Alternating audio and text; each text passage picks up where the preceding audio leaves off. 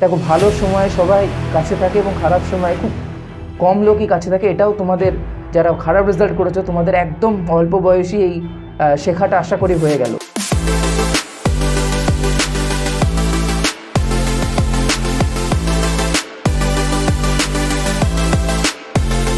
নমস্কার, welcome to my YouTube channel CBC topper. গতকালকেই প্রকাশিত হয়েছে ওয়েস্ট বেঙ্গলের মাধ্যমিক 2024 সালের রেজাল্ট। যাদের রেজাল্ট ভালো হয়েছে তাদেরকে জানাই অসংখ্য অভিনন্দন, এবং যাদের রেজাল্ট খারাপ হয়েছে তাদের আমি শুধু একটা কথা বলে ছেড়ে দেব না।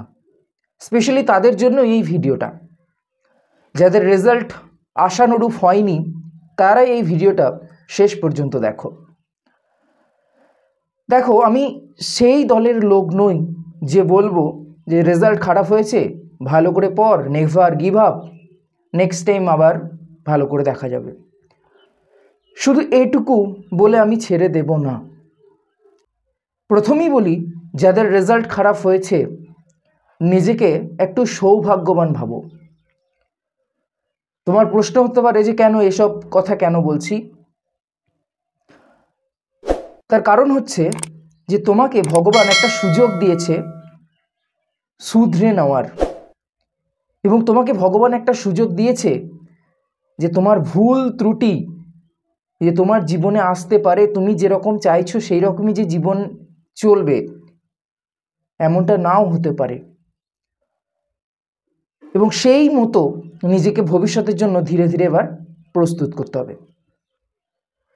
তো প্রথমেই যারা রেজাল্ট খারাপ করেছো তাদের বলবো যে যদি মনে হয় যে খুব খারাপ লাগছে, একদম স্বাভাবিক, খারাপ লাগুক, খারাপ লাগাটা উচিত। যদি মনে হয় যে না আমার একদম কিচ্ছু ভালো লাগছে না, খেতে ভালো লাগছে না, হ্যাঁ একবেলা না খেয়েই থাকো।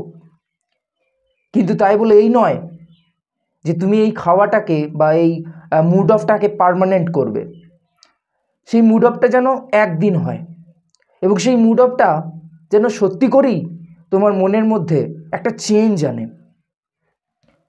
এমনটা নয় যে আজকে মুড অফ করলাম, বন্ধু বান্ধবদের সাথে দেখা করলাম, মুড অফটা ঠিক হয়ে গেল, আবার পরের দিন আবার মুড অফ করলাম, এইভাবে হতেই থাকলো।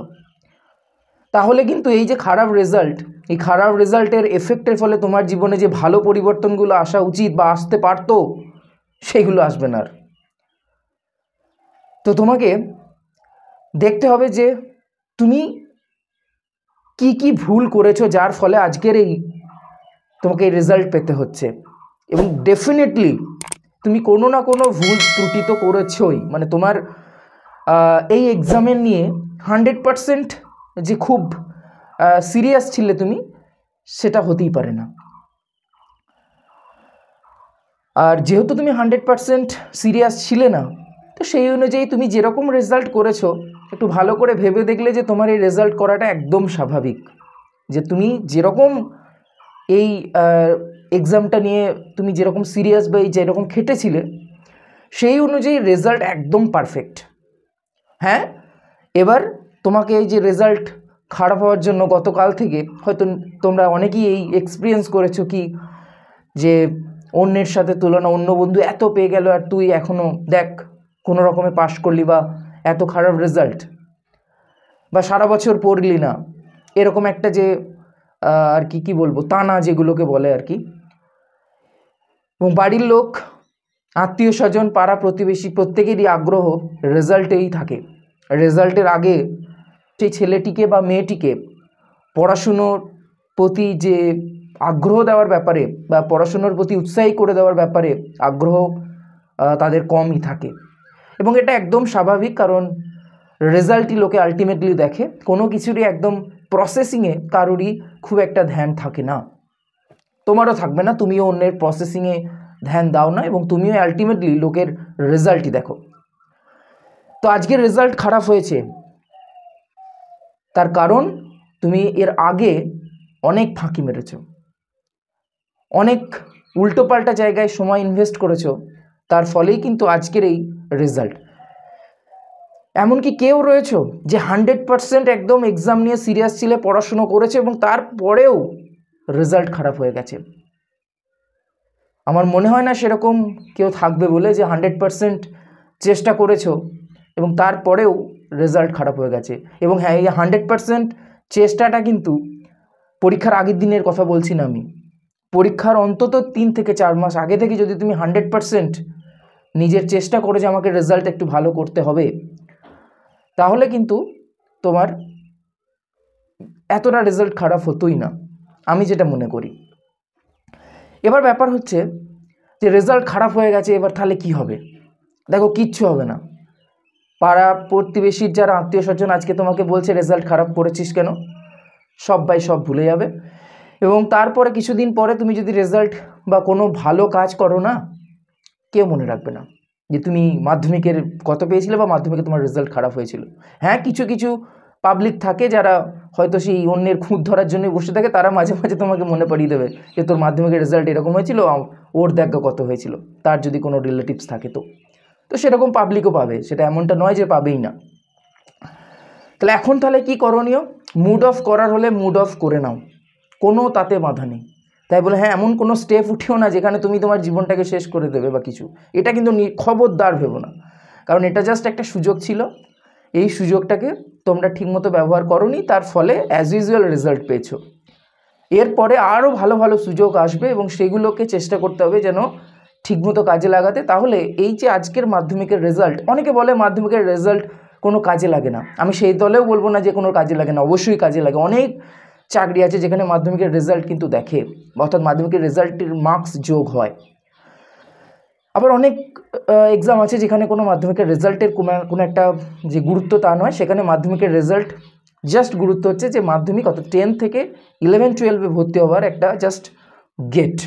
যদি ভালো রেজাল্ট করো ভালো স্কুলে চান্স পাবে, আর যদি খারাপ রেজাল্ট করো হয়তো ততটা ভালো স্কুলে হয়তো চান্স পাবে না, এইটুকুই জাস্ট। তো যারা রেজাল্ট খারাপ হয়েছে তারা মুড অফ করে নাও, একদিন দুদিন করে নাও, এবং সেই মুড অফটা থেকে কিন্তু শেখো। এমনটা নয় যে মুড অফ করছো, ইচ্ছে মতো মুড অফ করছো, ভালো লাগছে না দিয়ে আবার সোশ্যাল মিডিয়া ঘাঁটছি, আবার মুড অফ করছি, আবার সোশ্যাল মিডিয়া ঘাঁটছি, ভালো হয়ে যাচ্ছে, আবার মুড অফ করছি। তার মানে তুমি এখনও চাও না যে তোমার এই যে রেজাল্ট খারাপ হয়েছে এটা আর তোমার কোনো পরিবর্তন আনুক, তুমি চাও না জেনুইন। তো তুমি যদি চেয়ে থাকো যে আমি ভবিষ্যতে ভালো রেজাল্ট করতে চাই বা ভালো কোনো জায়গায় যেতে চাই বা অন্য কোনো কাজে ভালোভাবে নিজেকে প্রতিষ্ঠিত করতে চাই, তুমি পারো। কারণ শুধু পড়াশোনাটাই একমাত্র লাইন নয় যে তুমি নিজেকে ভালোভাবে প্রতিষ্ঠিত করতে পারবে। তো সেই যে কোনো কাজে তোমাকে ভালো জায়গায় পৌঁছাতে গেলে না তোমার একটা দৃঢ় সংকল্প থাকতে হবে, অর্থাৎ তোমাকে ফোকাসড হতে হবে। তো আজকের মাধ্যমিকের রেজাল্ট খারাপ হয়েছে, সেটা থেকে নিজেকে শেখো যে দেখো, ভালো সময়ে সবাই কাছে থাকে এবং খারাপ সময়ে খুব কম লোকই কাছে থাকে। এটাও তোমাদের যারা খারাপ রেজাল্ট করেছো তোমাদের একদম অল্প বয়সী এই শেখাটা আশা করি হয়ে গেল। তো সেই জন্য এই জায়গা থেকে বেরিয়ে এসো ধীরে ধীরে। বেরিয়ে আসার পরে কিন্তু আর এই ব্যাপারটা নিয়ে ভাবলে হবে না। এই ব্যাপারটা থেকে বেরিয়ে যাওয়ার পর শুধুমাত্র ফোকাসড থাকবে যে তোমার নেক্সট স্টেপে, এবং তুমি অলরেডি তোমার এই অভিজ্ঞতাটা হয়ে যাচ্ছে যে কীরকম লাগে সিচুয়েশনটাকে, যাতে পুনরায় এই সিচুয়েশনটা তোমাকে ফেস না করতে হয় সেই জন্য তোমাকে আরও কঠোর প্রস্তুতি নিতে হবে। এবং সেই কঠোর প্রস্তুতিটা বাইরে থেকে মোটিভেশন অন্যের কথা শুনে নিয়ে এলে আর হবে না কিন্তু। কারণ এই দেখো, অন্যের কথা শুনে তোমার মনের মধ্যে দুঃখ চলে আসবে, হাসি চলে আসবে, কিন্তু সেটা পার্মানেন্ট হবে না। কিন্তু পার্মানেন্ট তখনই হবে, অর্থাৎ চিরস্থায়ী হাসি বা চিরস্থায়ী দুঃখী তখনই হবে যখন সেটা তোমার ভিতর থেকে আসবে। সেই জন্য চেষ্টা করো নিজেকে এবার চেঞ্জ করার একটু। কারণ সোসাইটির কথা ভেবে নয়, নিজের কথা ভেবে নিজের যে কাজটা ভালো লাগে সেই কাজটাই করো। পড়াশুনো ন্যূনতম একটু জানা দরকার, সেই জন্য পড়াশোনার প্রতি একটু ধ্যান ধারণা দাও। যদি পড়তে ভালো যদি চাও যে স্টাডি নিয়েই এগোবে, তাহলে আমি বলবো পড়াশুনো নিয়ে খুব ভালো মনোযোগী হও।